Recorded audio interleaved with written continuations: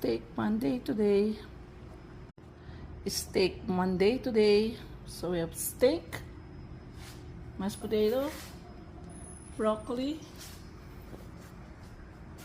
garden salad with the toppings and dressings, appetizer. Our soup is zucchini soup. And dessert is lemon squares. Happy Monday!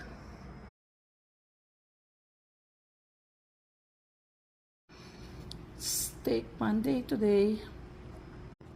Steak Monday today. So we have steak, mashed potato, broccoli,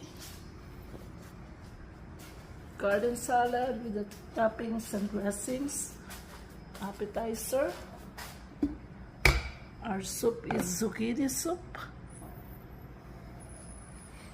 And dessert is lemon squares. Happy Monday!